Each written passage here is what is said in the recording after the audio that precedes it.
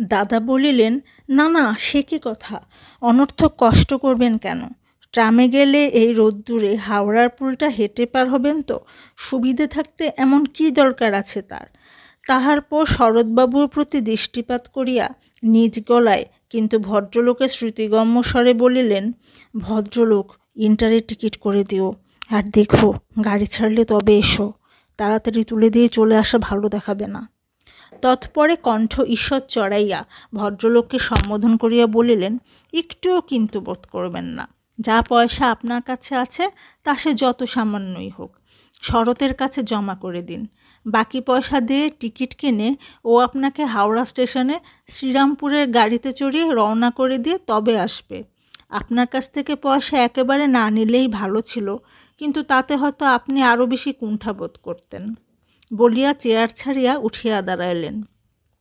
সঙ্গে সঙ্গে ভদ্রলোকও উঠিয়া দাঁড়াইয়া বলিল, ধন্যবাদ, শত ধন্যবাদ, রাস্তার কলে জল খেয়ে এখনই আমি আসছি।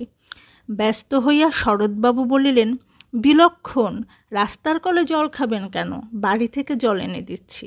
দাদা বলিলেন, তুমি বুঝছো না শরৎ, রাস্তার কলে জল না খেলে ওর তেষ্টা ভাঙবে না, বাধা দিও না ওকে। দাদার প্রতি একটা নিঃশব্দ গভীর দৃষ্টিপাত করিয়া ভদ্রলোক কক্ষ হইতে নিষ্ক্রান্ত হইয়া গেল। জানালা দিয়ে দেখিতে দেখিতে বিস্ময়চকিত কণ্ঠে শরৎবাবু বলিলেন, কই, জল খেলে না তো, কল ছাড়িয়ে লম্বা লম্বা পা ফেলে এগিয়ে চলেছে। সহাস্য মুখে দাদা বলিলেন, এগিয়ে চলবে না তো কি গাঁটের পয়সা কটি তোমার হাতে অর্পণ করে লিলুয়া থেকে 8 মাইল পথ হেঁটে বাড়ি ফেরবার ব্যবস্থা করবে? তুমি যদি ওকে হাওড়ায় ট্রেন ছাড়িয়ে তবে নিরস্ত হও, তাহলে লিলুয়ার আগে ও বেচারা কী করে ট্রেন থেকে পরিত্রাণ পায় তা বলো? ওরকম বিপদের দুশ্চিন্তা থাকলে সকলেই লম্বা লম্বা পা ফেলে কল ছাড়িয়ে এগিয়ে চলে। সেদিন সন্ধ্যার পর শরৎবাবুর মুখে শ্রীরামপুর নিবাসী ভদ্রলোকের গল্প শুনিয়া আমরা হাসিয়া অস্থির হইয়াছিলাম।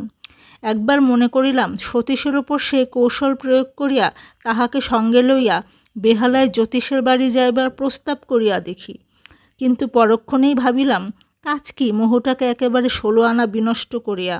মানুষের সততার প্রতি বিশ্বাসের অতি দুর্বল একটি বৃন্ত মনের মধ্যে কোনোরূপে লাগিয়া যদি থাকে তো থাকুক না। সতীশের প্রতি দৃষ্টিপাত করিয়া বলিলাম, তাহলে? করজোর করিয়া সতীশ বলিলেন, তাহলে অনুমতি করেন তো আসি। এসো। নত হইয়া প্রসন্ন মুখে অভিবাদন করিয়া সতীশ বলিল, উফ, ঘাম দিয়ে জ্বর ছাড়ল, কি দুর্দান্ত জেরা আপনার।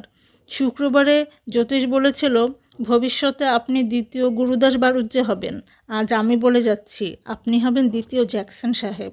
ব্যারিস্টার জ্যাকসন সাহেবের জেরায় চোখে সর্ষে ফুল দেখতে দেখতে বাপের নাম বলতে গিয়ে সাক্ষী শ্বশুরের নাম বলে ফেলত। পুনরায় একবার অভিবাদন করিয়া সতীশ চলিয়া গেল। কি সাংঘাতিক লোক সতীশ! যাইবার সময়ও সে গুরুদাস বাড়ুজ্যের কথা তুলিয়া বিশ্বাস অবিশ্বাসের মূলে পুনরায় একমুঠা সংশয়ের বালি ছড়াইয়া দিয়া গেল। যে কাহিনী বলিলাম তাহা প্রায় 40 বৎসর অতীতের কথা হইয়াছে। জীবনে আর কোনো দিন সতীশ অথবা জ্যোতিষকে দেখি নাই, দুজনকে একসঙ্গে তো নহেই। ইহার পরও বিশ্বাসের সেই দুর্বল বৃন্তটুকু কোনো আশ্রয় অবলম্বন করিয়া লাগিয়া থাকিতে পারে কি? কিন্তু কেন পারে না? এমনও তো হইতে পারে সতীশের সহিত সেই দেখা হইবার দিনই বেহালায় জ্যোতিষের সর্পাঘাতে এবং ভবানীপুরে সতীশের বিসূচিকা রোগে মৃত্যু ঘটিয়াছিল। ধন্যবাদ।